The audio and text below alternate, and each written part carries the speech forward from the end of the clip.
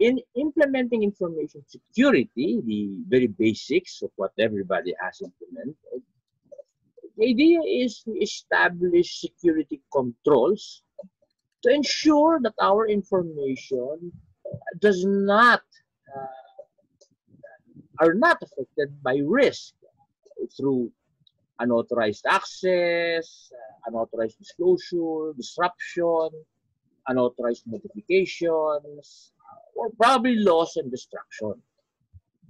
Now, most companies have information security.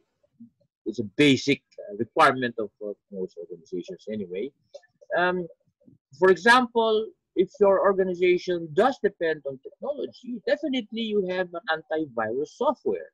Antivirus software is a very good security control, but there are other security controls that are as vital to protect the organization from losing or ensuring that the information is well protected. Now, oh, sorry. Now, InfoSec or information security is the basics of implementing or starting an ISMS. If you do have the basic practices installed, like access control, malware control, antiviruses, you perform regular backups, these are the basic best practices for information security. What we need now is to establish a systematic process of ensuring that these controls continually operate sa long term, sa haba ng panahon. And that there are actually people na tumitingin. They're actually looking into the controls and ensuring na they achieve yung kanilang intended purpose, which is protecting the information nila, which they claim is important sa kanila.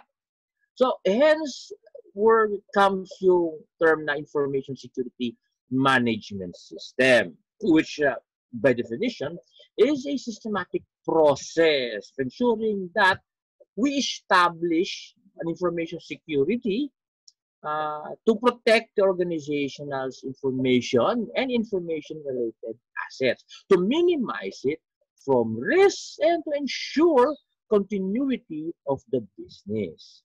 Now, information security management involves a lot of parts or aspects of the organization. It does not only concern with IT kasi. So it is not per se an IT only system.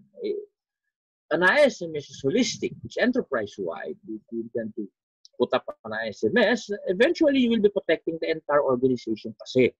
The controls you put are not all totally IT. This would include controls handling people, HR, human resource controls. It would include administrative controls.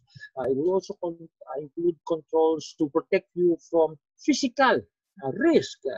This will involve facilities management and infrastructure or administrative offices.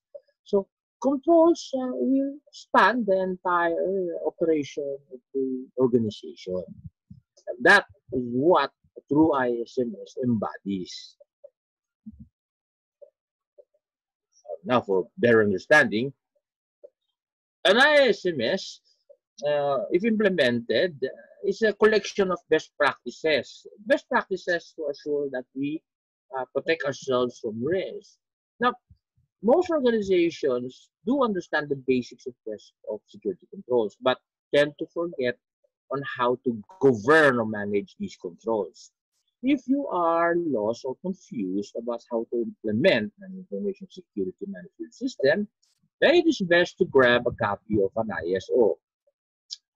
The ISO 27, sorry, the ISO 27001 is the publication where you can find the collected international agreed best practices for establishing and implementing an information security management system. Technically, this is an ISO publication and kapatid ito ng ibang mga ISO tulad ng 9001, 14,000, 18,000, at lahat ng ibang mga management systems na probably meron kayo sa sarili ng mga kumpanya. Now, this standard was created to work side by side together ng ibang mga management systems at pinili nyo.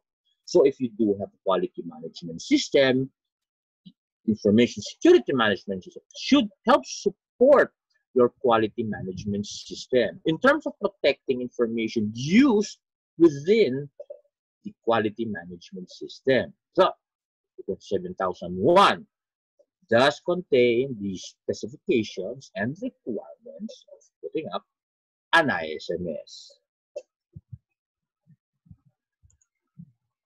Now, organizations who do understand the need to protect themselves realize that if you do have an ISMS, may advantages yan. Naturally, if you have controls to reduce the possibility of risk in an organization, definitely one of the advantages is you will have customer confidence. Simply stating that you will have an enhanced reputation. Most organizations, because nagiging trustworthy sila, maaasahan sila that yung information ng mga customer nila ay naaalagaan at nababantayan, nagkakaroon ngayon sila ng advantage over other similar service providers o product providers. Diba? So, enhanced reputation and marketing ang naibibigay of having an business. Another one is it does address risk. And if you do address risk, inayos mo yung mga problema, issues, kusot ng kumpanya kung paano tumakbo dahil sa ISMS, naturally comes after yung operational effectiveness. Gaganda takbo ng opisina. Kung gumanda takbo ng opisina, mababawasan yung mga overtime, mababawasan yung mga rework, diba? O ipauli-ulit na trabaho, redundancy, nababawasan na nun ang mga operational cost. Cost effectiveness, definitely nabibigyan ng ISMS. Now, nakakatulong din yan kung may ISMS kayo na mag-comply kayo sa mga dapat ninyong i-comply na mga legal, statutory, at saka underpinning contracts. Importante yan. Ang mga kumpanya ay kailangan sumusunod sa kanilang mga regulating industries o regulating firms o government mandates. Kung may mga batas na sinasampa para sundan ninyo, tulad ng Data Privacy Act, then ang ISMS ang tutulong sa inyong itayo ang mga pangangailangan mo and to comply with the requirements of the organization.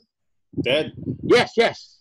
I think you mentioned the Data Privacy Act. Is it accurate to say that the ISMS or this particular standard actually evolved into Data Privacy Act compliance? We understand the Data Privacy Act is a totally different thing, right? It's a totally different regulation. But is it accurate to say that the Information Security Management System, or ISMS, actually evolved to Data Privacy Act compliance? Okay, what are your thoughts about it, please? All right. The Data Privacy Act natin was created to protect a particular information. Personal information. Information nyo. Pangalan nyo, address nyo, birthday nyo, edad nyo, for most cases. Okay. Those are the several items that a person, a natural born person, finds na importante na pangalagaan. Now, pag nagtayo ka ng ISMS, pareho lang ang objective ng ISMS. Protektahin yung same information na sa inyo ay importante din. So, inherently, kung gusto nyo mag-comply sa Data Privacy Act, nire-recommend namin na mag-set up na kayo ng ISMS because one of the pillars ng ISMS is to address the requirements of protecting personally owned information kasi. But ang nanay ay yung ISMS, ang Data Privacy Act, ay isang batas lang na sinisigurado ng ISMS kailangan masunod at suportahan. Diyan nyo makikita where the Data Privacy Act is found. All right. Thank you, Ted. Thank you. Now, you have to remember, marami pang ibang batas, hindi lang yung Data Privacy Act. Meron tayong IPR law, meron tayong digital rights law, meron tayong e-commerce law.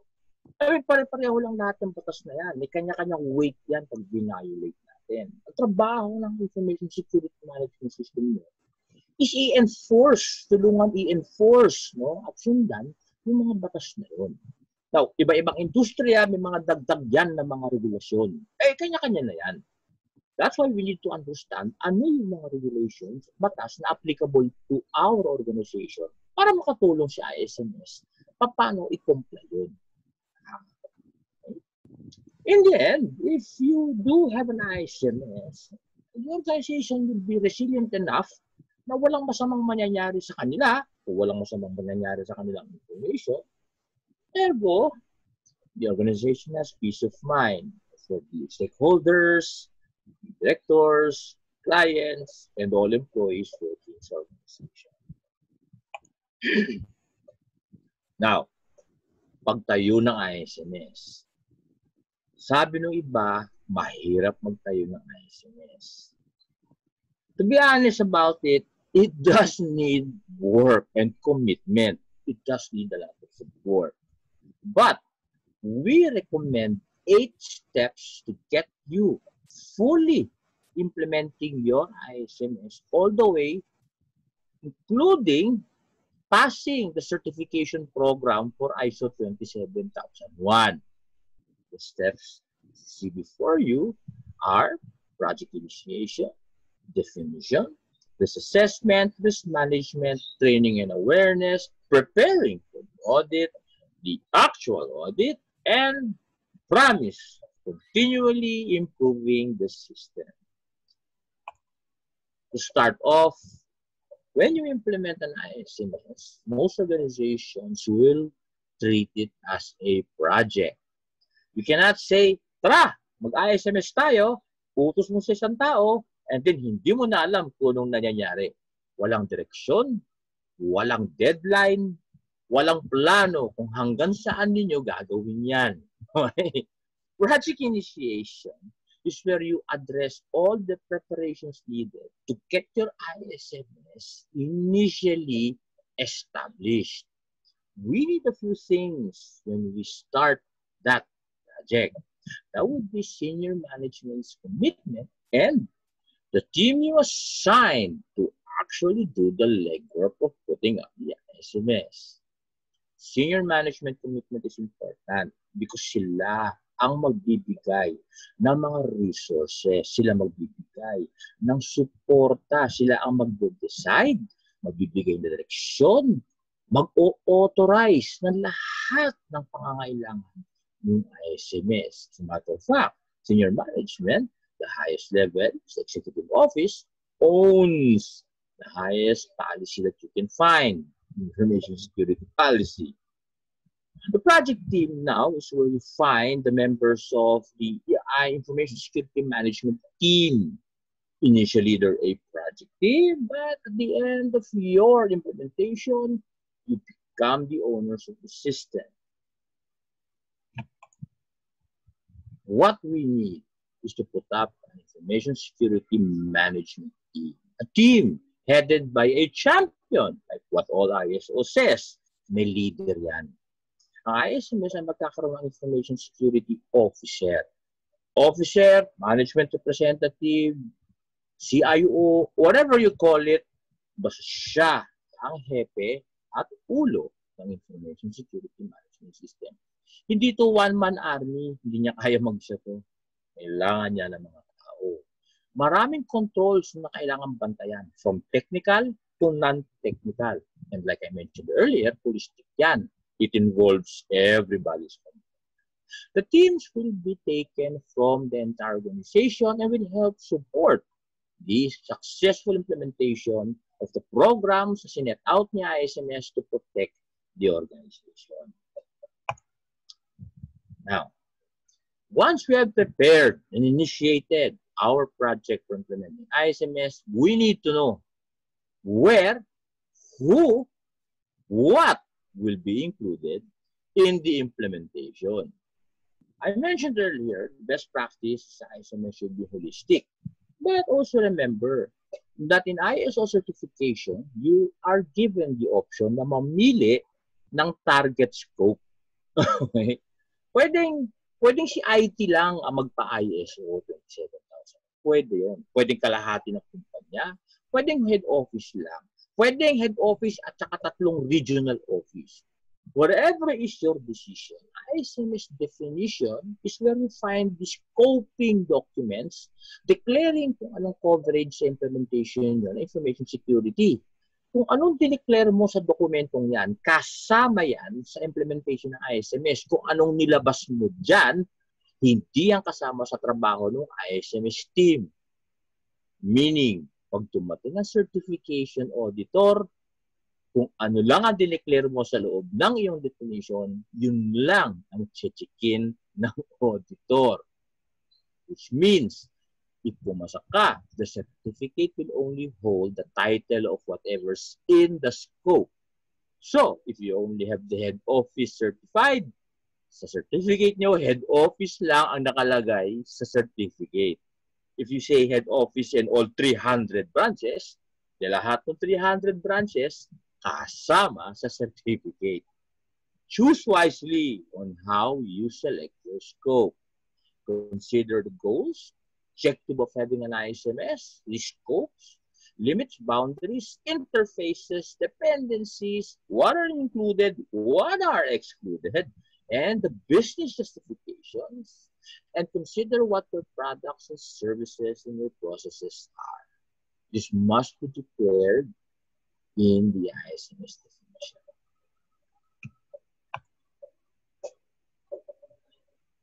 Now, an ISMS intends to address risks that can harm information.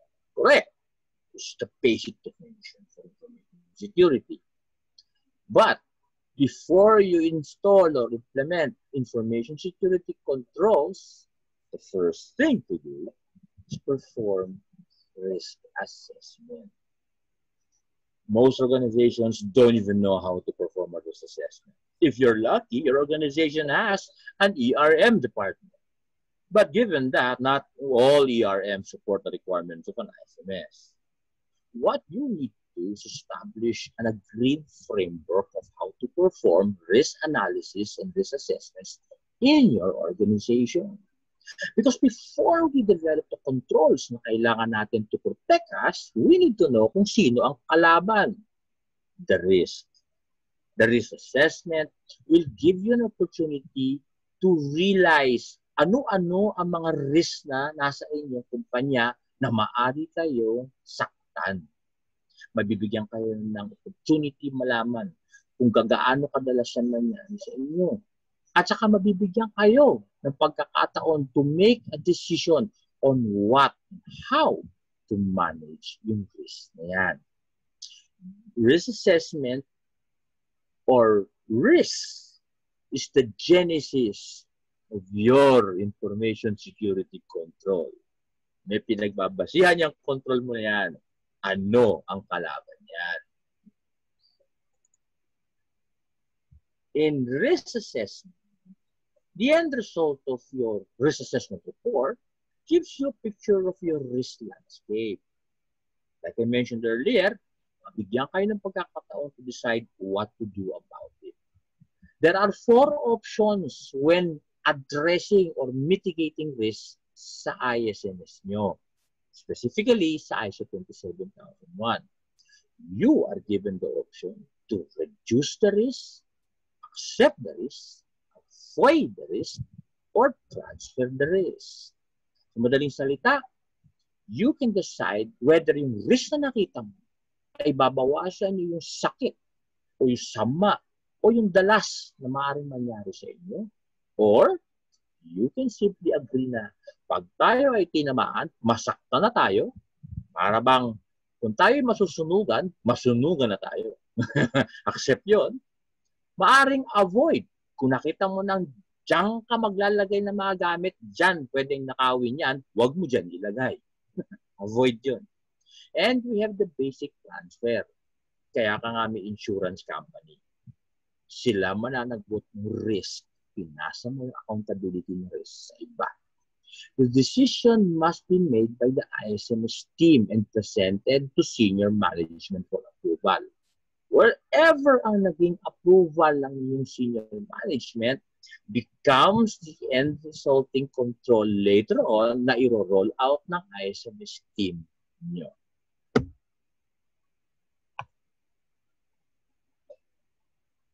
Now, in risk management, if you do roll out your agreed actions on how to address risk, it means na nagkaroon kayo ng risk treatment. Every particular agreed action is now written in a risk action plan. Each plan is carried out accordingly.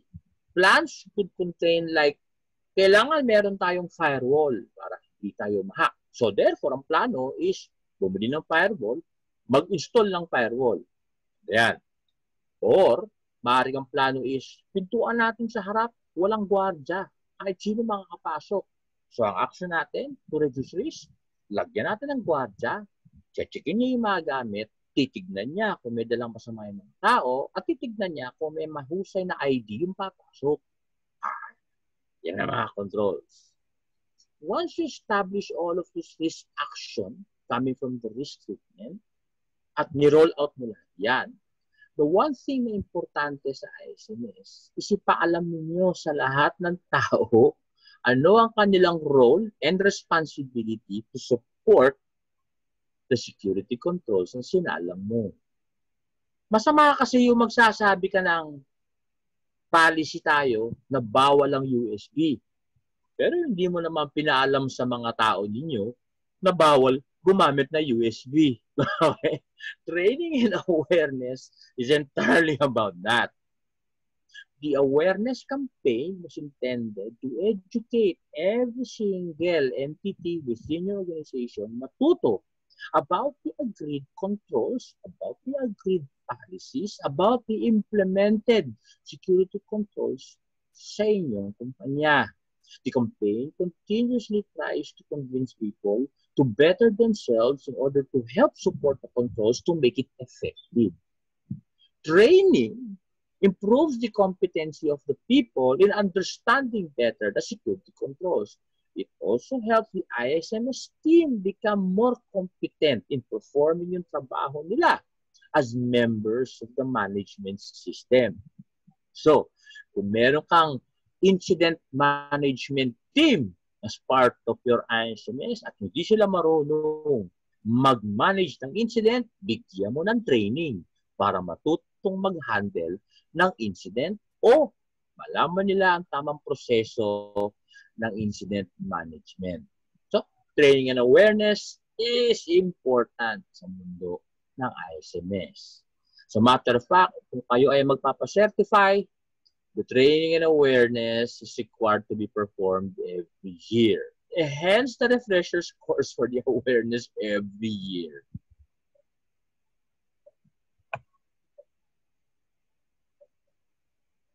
Now, the audit.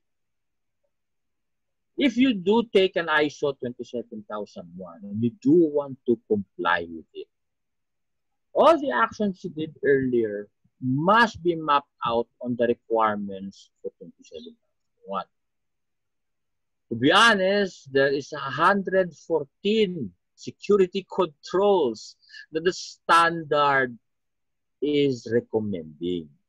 And if you intend to pass certification, you must try to implement those 114 controls unless you have a really good business justification of why the controls do not apply to your organization.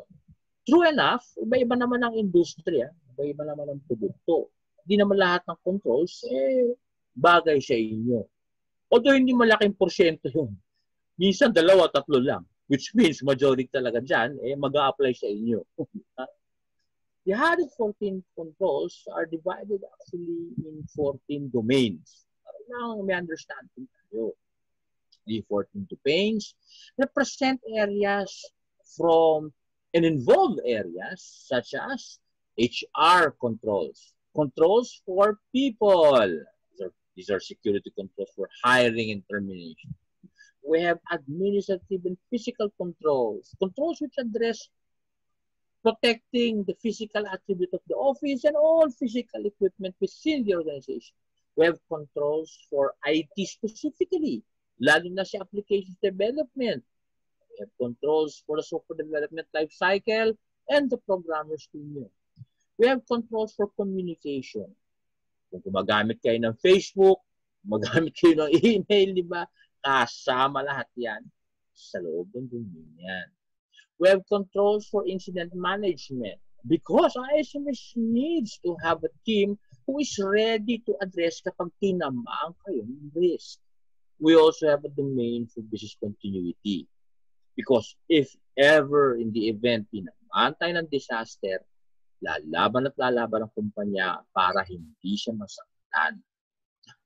These domains are covered in the 27001. And it has to be assessed on how this will be implemented within the organization based on the risk assessment na ginawa niyo earlier. Now, if you map yung inyong mga action plans dun sa mga requirements of 27001 at nahuli ninyo yung 114 controls, handa na kayo magpa-audit sa 27001. Now, as an ISO, there are a few other requirements para mag-comply lang kayo and prepare for the certification audit. One of them is you need to establish an internal audit team to actually have an internal audit process. So besides sa ISMS team nyo, ngayon meron pa kayong ISMS internal audit team, which is by practice totally independent from the ISMS team. The internal audit team must be competent, trained, educated in performing audit. Then, they need to audit the implementation of your internal ISMS. Madaling salita, may nag-check kung maganda at nagko-comply yung ISMS sa loob ng kumpanya. But, ang nag-check internal sa inyo. The 27001 also recommends na lahat ng maging resulta ng audit na yan, kailangan ayusin. Kailangan mag-provide ng corrective actions. We need to have formal processes how we fix lahat ng mga non-conformances at hindi nagpo-comply sa loob ng inyong kumpanya. In preparing for audit, these are the requirements para kayo ay mag-comply sa 27001. O syempre, marami pang requirements na ISO tulad ng formal documentation control, including management review, and a few other mandatory procedures the ISO is expecting you to have. Magpo tayo ng standard so we would know how to comply. Now, if ever, tayo nga naman ay nag-comply sa ating implementation ng ISMS based sa 27001, handa na kayong tumawag ng auditor. Ted, yeah, good thing you mentioned. Oh, yes. Yeah, good thing. I think that's quite clear. No? You've mentioned about the 114 controls and 14 domains. So it's non-negotiable. These are non-negotiable, meaning you cannot proceed to certification audit unless you have established the 114 controls and 14 domains, right? Yes. Ito, sobrang totoo yan. Okay. As an insight, meron na akong mga na-meet na companies who were confident na meron silang ISMS na compliant sa 27001, pero hindi sila gumamit ng standard at naniniwala sila na lahat ng controls na meron na sila, best practices. Confidence ng mga security team. Okay. So sabi nila, kaya na namin yan na mag-isa namin. Kami na mag-i-implement yan. Araw dumating yung auditor, wala kayo. The report had 33 major non-conformances. Kasi hindi talaga sila pumasa. Okay? Napahiya naman yung team. Kawawa naman yung team, di ba? Naglakas loob naman sila eh. But, hindi natin pwedeng ganun ang gagawin natin.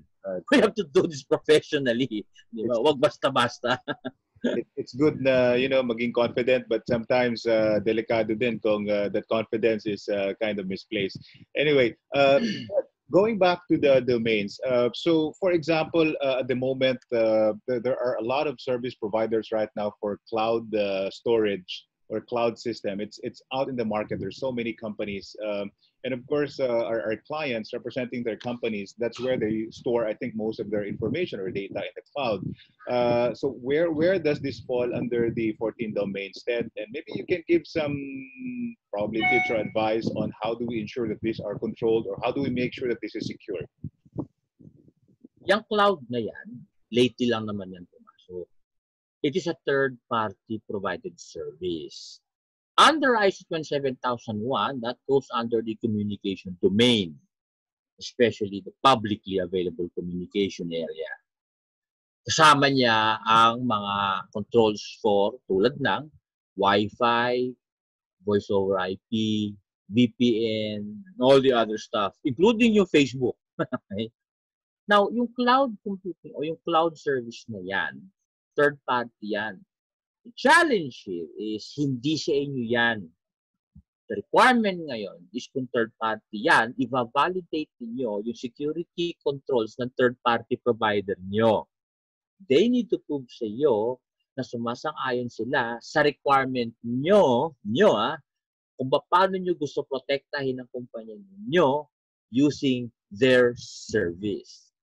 Most cloud providers provide the documentation and the agreement to address that. Pero if your cloud provider does not want you to know, does not want you to share, does want not to take responsibility to service, lumipat na kayo ng provider. Hindi dahil yan ay cloud provider, lahat yan okay. Iba-iba ang third-party provider. Mamili kayo ng mabuti.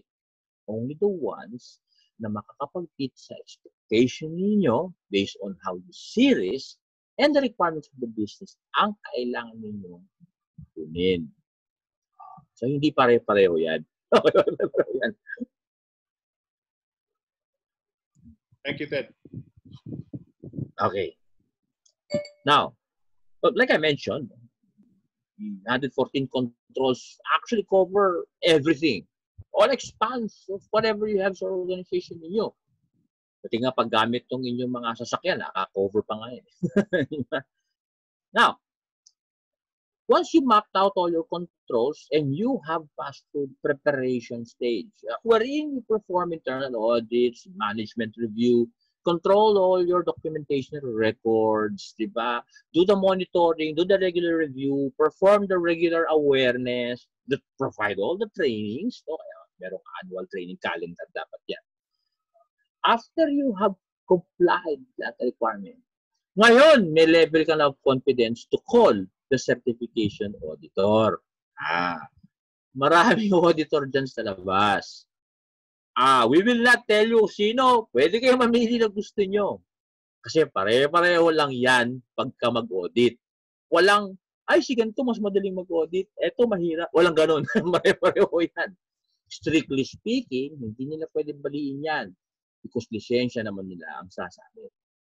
Now, when they perform certification audit, tinawag mo sila para mag-audit sa inyo. 2 stages yan. 2 stages. The documentation audit and the implementation audit. Ano yung documentation audit? Tawag dyan ng auditor natin is phase 1 o stage 1. The stage 1 audit is a documentation audit, which means it's an audit kung saan literally titignan nila, babasahin nila, uusyohin nila lahat ng documentation ninyo. Babasahin nila lahat ng mga policies nyo, guidelines nyo, standards na sinulat nyo para sa ISMS that supports all of your security controls.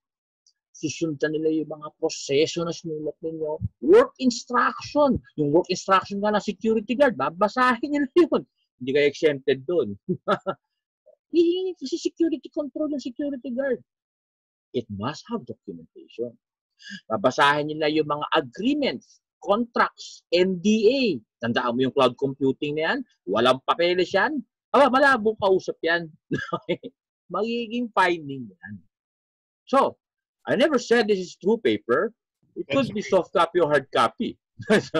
You can be paperless office, but documentation still exists in whatever form. We need to maintain that. The 27,001 requires you to establish an inventory of all of that, continuously maintain that inventory, and control, literally control everything in it. This is the documentation audit. Depending on the size of a company, a small company to medium scale will probably have the stage 1 running at 3 to 4 days. That's one site. Hopefully, you don't have like 300 sites kasi lahat yung babayahin nila at 2 days to 3 days per site. Given that, yes, one organization na maliit, 3 to 4 days documentation audit lang yan. If they do get it in 2 to 1 days, ibig sabihin makamalit lang naman yung scope nito. O malit lang yung kumpanya. The documentation audit will provide about what are the non-conformances from the standard. It is required na kailangan ninyong i-correct yan o bigyan ng corrective action before you proceed to stage 2. Now, stage 2 is where you find the implementation audit. The auditors will now visit your organization again, this time on a longer period, probably 4 to 5 days, depending on the size of the organization.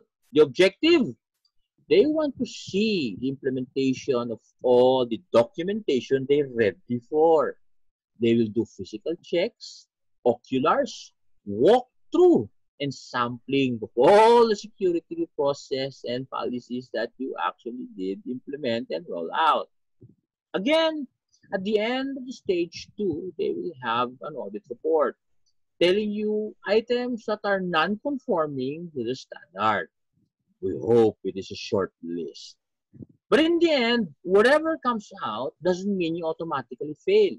Some companies have probably a list of 15 minor non-conformances and they still pass certification. There's no real rate for that certification process. But as long as you do not have major or non-conformances that impact the organization in a really bad way, you will pass certification. These are the 2 stages needed for the certification audit.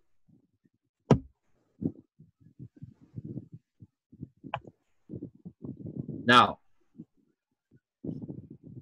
at the end of stage 2, literally, sa huling oras, ng huling araw ng punta ng auditor sa inyong opisina, babasahin nila sa inyo yung report. Kahit ba may finding yan, maaari nilang sabihin sa inyo, sa huling minuto, bago sila umuwi, na i-recommend na kayo for certification. Meaning, pumasa na kayo sa certification. 30 to 45 days later, ililipad yung papeles sa inyo, makukuha ninyo sa opisina ninyo, certified na yung company nyo. The objective is after stage 2, makuha ninyo yung certificate na yan. Pag umuwi yan na hindi nagbitaw ng salita ng ganyan, hindi kayo pumasa sa stage 2. Pero, pag bibigyan kayo ng pagkakataon, ayusin yan up to a maximum of 6 months. Okay? After 6 months, re-audit ulit yan, bayad kayo ulit. Basically, that's how the system works. Now, if ever pumasa kayo, hindi to one-time, big time. Importante na you continually improve yung ISMS nyo. Meaning, ano sinimulan nyo? Aalagaan ninyo. The auditors will return every year for a surveillance audit for the next 3 years. This is the assurance that whatever you started is continually implemented and operating. And by measure, it is continually increasing in effectivity. Meaning, mas gumaganda ang protection habang tumatagal ang panahon. You need to continually improve your ISMS. You need to check your policies, establish and re-establish your objectives, ensure management has transparency for decisions, provide corrective actions to all audit results, internal, analyze all incidents currently happening, and ensure that all your corrective and preventive actions are performed. Walang naiwan, walang natira. Continual improvement is a non-stop race. Eventually, once you start, you never stop continually improving the system. All right. Now, the ISO 27001 is optional. It is voluntary. If your organization wants to be credible for security practices, then we can recommend you taking the standard. Now, if you don't know how to put up one, it's a good advice to seek advice from professionals and consultants knowledgeable on how to draw a roadmap for you to comply with the standard. But it is still voluntary. Maraming kumpanya nag-implement ng 27001, strictly speaking, complying sa standard, pero hindi sila nagpa-audit. Yun. Because they wanted to secure yung kanilang operations and they wanted to adopt best practices kasi. Whatever happens, it is important na mag-implement kayo ng measures to protect your organization. Makakabuti yan sa inyo. And considering nagbabago yung risk landscape regularly, kahit ano pa kayong industriya, importante na meron pa kayong information security na ninigurado sa haba ng panahon, may nagtitingin at may nagmamanage at nagmi-mitigate ng mga risk na yan. Yan. That's a very good point, Ted. And you know, just to add to that, good thing you mentioned that if you're a company right now and you're here in this webinar and maybe you're planning to be certified, we would strongly recommend that kasi iba yung my third party talaga na audit, someone saying objectively that you have met all the requirements of ISMS, no? the 114 controls and the 14 domains. So, and on the other hand, you can also choose not to be certified, meaning you can just align your information security management with the standard itself. I noticed there's also a question in the group chat asking about ISMS. Is it on top? Is ISMS on top of ISO? So just to clarify, no, ISMS is an ISO standard. Okay, so ISMS is an ISO standard. It is ISO 27001 version of 2013. Ted, is there any updates yet, or is it that's the latest version, right? The 2013. Well, nagkaroon ng draft for 2018 pero hindi naman ni-release, which means nauurong na yung date ng draft. The iOS, so yung organization na nagpa-publish niya, regularly changes it every 3 years. Unless bagay pa yung standard sa atin lahat at wala naman nagreklamo, they maintain the current best practice as long as they can. Ngayon, pag marami na nagsabing hindi na bagay, lumalabas na yung bagong version. Yeah. Ted, let me just quickly throw a question here. Going back again to that cloud computing, cloud storage. If it's private, how do you control that? If it's a private cloud, it's not a third-party provider. Well, when you say you own the cloud, the company owns the cloud, you can totally control it. But you have to establish the controls of controlling it. You need to control the access to it, the infrastructure of it, the platform you use for it. So, magkakaroon ka ngayon ng mga security controls for it, technical, and you need to have documentation on how to manage your controls na yon, including how to operate it ng mabuti. Kasi private na kayo may-ari. Inyo kasi yun. Mas maganda ngayon kasi hawak ninyo eh. Ngayon, you know, outsourcing services like that are a business decision because sometimes cost justifiable naman yun. At saka risk accountable naman kasi yung risk accountability tina-transfer kasi if they see it that way. Kaya maganda rin kasi i-outsource yan. But not in all cases. So you gotta talk to your third party muna. Or not, just put up your own. It's totally your choice. All right. Thank you, Ted.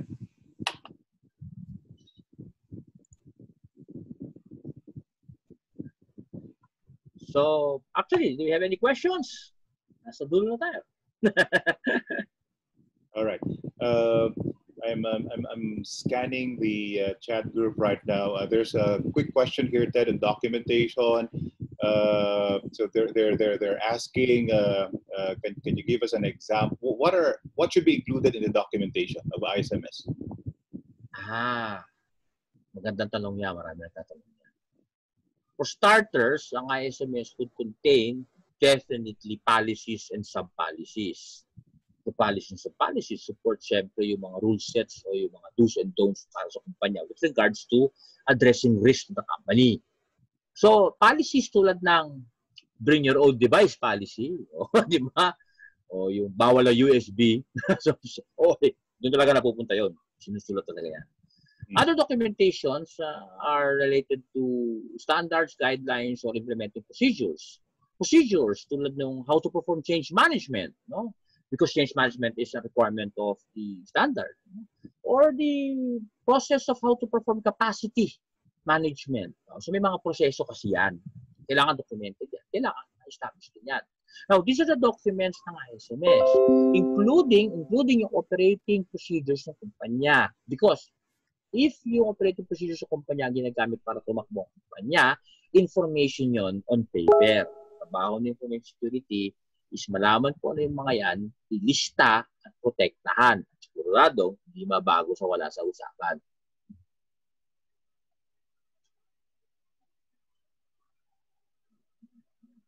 Questions pa? Ted, sorry, that's a very good question right there, and thank you for that. Thank you for that answer. Just to add to this as well, Ted. So going back to that, you've mentioned about the certification audit. So just to add to that for our audience today, if you can take note of ACE, right? So I'll write here just for your simple guidance, ACE. So as mentioned earlier by Ted, there are two stages of audit here, because there's a clarification here again in the chat group, the stages of certification audit. So as mentioned by Ted earlier, it comes in two stages, stage 1 and stage 2. So you have to pass the two stages of audit for you to be certified. So just to add to that, stage 1 is normally revolving around the A. What is this A? A is adequacy. What do you mean adequacy? Adequacy of documents. All right, so that's why Ted mentioned all those documents that you need to prepare, policies, procedures, manual, work instructions. All those must be put into writing in the form of ISMS manual and procedure. So one of the first criteria of audit there is actually the adequacy. Okay, adequacy of those documents. So you need to ensure that you have adequate documentation as far as ISMS is concerned. And there's a question here as well. What's our role, Ted, in ISMS? Well, Ted and I and the AGF group and team actually, what we do is we help clients like you to design, implement, document, audit your ISMS and ensure that it is compliant with ISO 27001. So that's what we do. In other words, we are ISO consultants, trainers, and auditors. So going back to the ACE, the next criteria there for audit is the compliance. So C stands for compliance. So after you have adequately documented all your ISMS procedures, manuals, controls, guidelines, you implement it, of course, and we check, we audit for compliance. Meaning, are we following what's written in the document? Are we implementing the procedures? Are we implementing the controls? All right. And then lastly, of course, the last criteria is E, which is effectiveness. Now that we have implemented these controls, we check whether these controls are effective. Okay, have we actually reduced risk? Have we actually prevented or avoided data breach or loss of confidentiality of information? So you think of these three criteria: A for adequacy, C for compliance, E for effectiveness. That's how we check your information security management system. And as ISMS consultants, we guide you in the whole process of designing your ISMS, implementing it, and auditing it for it to be ready for third-party certification should you plan to really proceed for certification. Otherwise, as mentioned by Ted earlier, you may also opt not to be certified. Instead, you just align your security management system into this best practice called information security management system. All right. I hope we answered your question there. We have another follow-up question, Ted. Yes. Risk assessment and risk management was mentioned in the process. Is it a requirement that the company also comply with ISO 31? Will this be included as part of the audit? So good question, because ISO 31 is risk management. Go ahead, Ted. 31,000 ERM yan. Enterprise. ERM yan. it's enterprise-wide risk management. Ang laman ng 31,000 is the framework for performing an organization with ERM. It is stated na maganda sana to adopt best practices for risk management. Oo. So pwede. Pero hindi requirement na kailangan yung risk management mo ay ISO certified. According sa 27001, pwedeng ikaw ang mag-develop ng framework mo on how to perform risk assessment, risk management.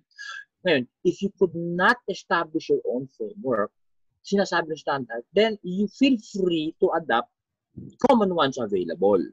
So yung 31,000, isa lang yan. Although, I think mas maganda yung 27,005.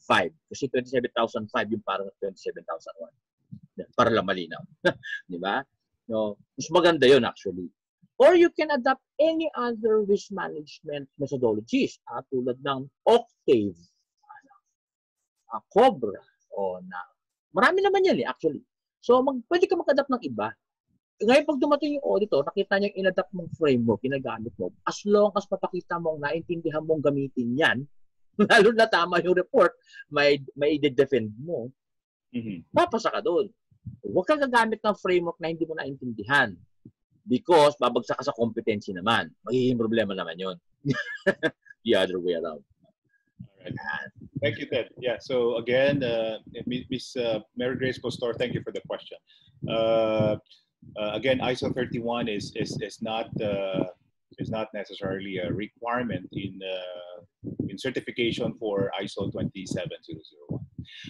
There's no better time than to implement ISMS than now. No? Considering that most companies right now are migrating to digital. So most organizations, big or small, are transforming their operations, their processes into digital. And when you do that, there's a corresponding risk as well, right? So now you have to make sure that you protect your data, you protect your information because you have placed all this in the digital realm. So okay, sige. So are there any other questions or clarifications? So, with regards lang dyan sa current situation natin, kahit na nasa crisis tayo at may pandemic, doesn't mean iniwan yung information security.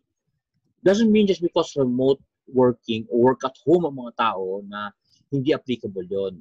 Huwag tayo magkamali doon. As a matter of fact, teleworking is actually part of the requirement of the 27001.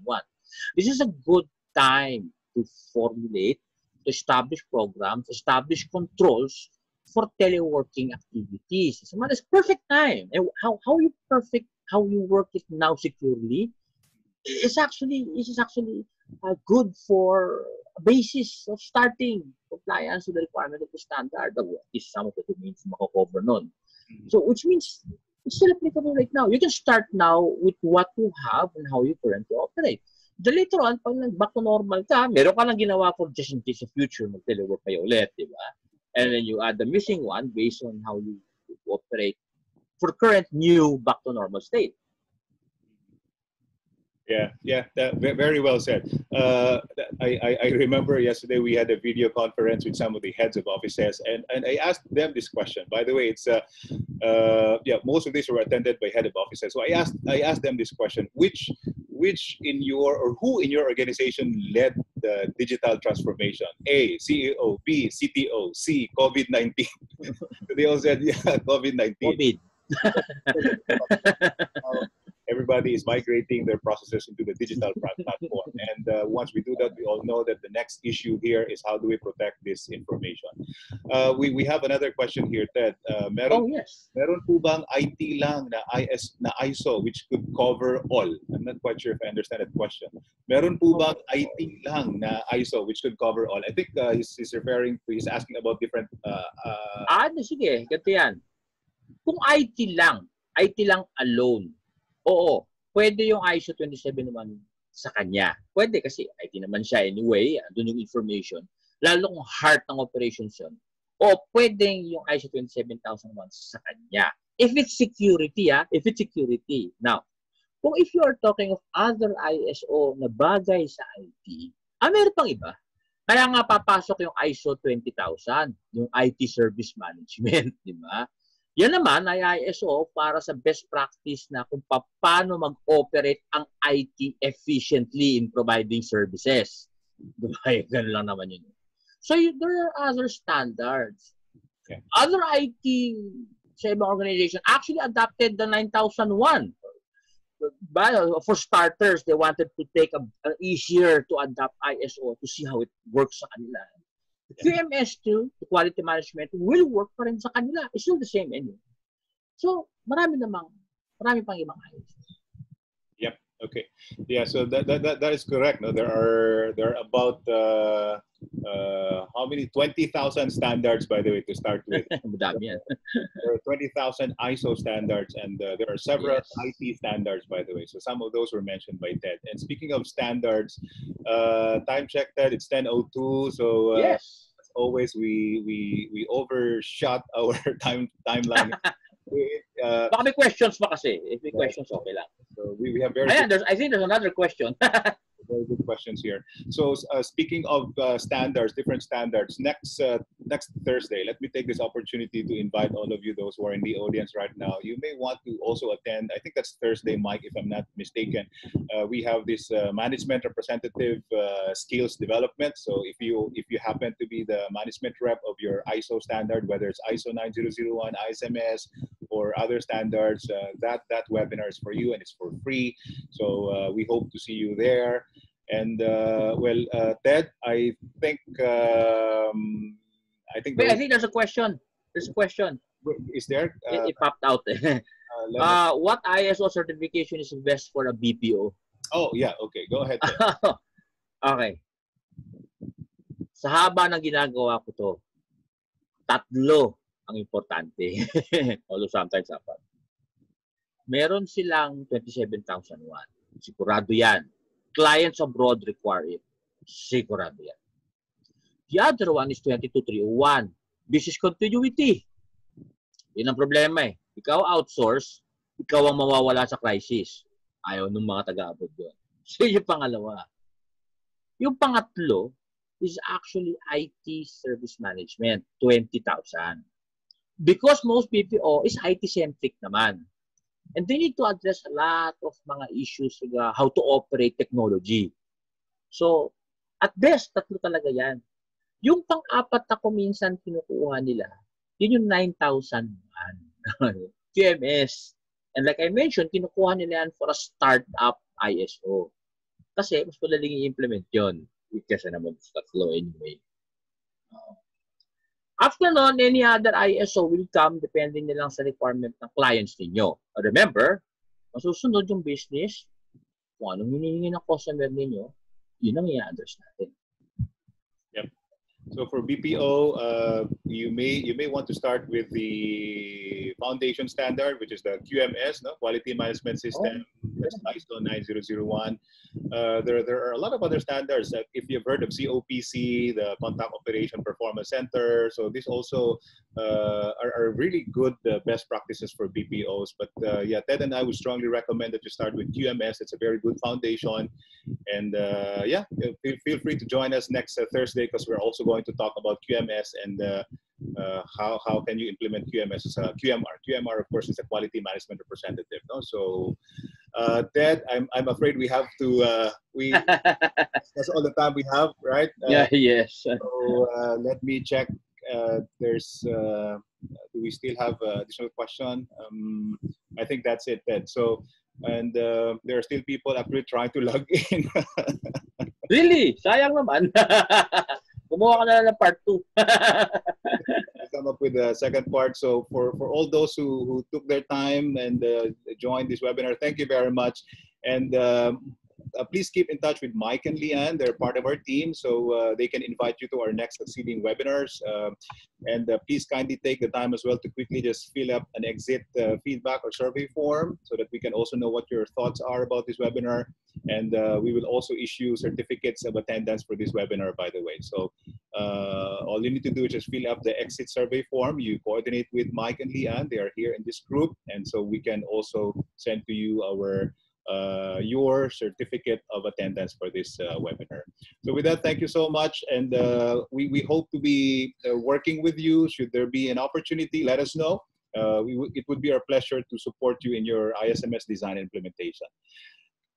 Have a good day and enjoy the rest of the day. Thank you very much, Ted. Thank you. Thank you, thank you, thank you. Fantastic webinar. Thank you, Ted. See you all. Thank you. Thank you sa inyo lahat. Thank you.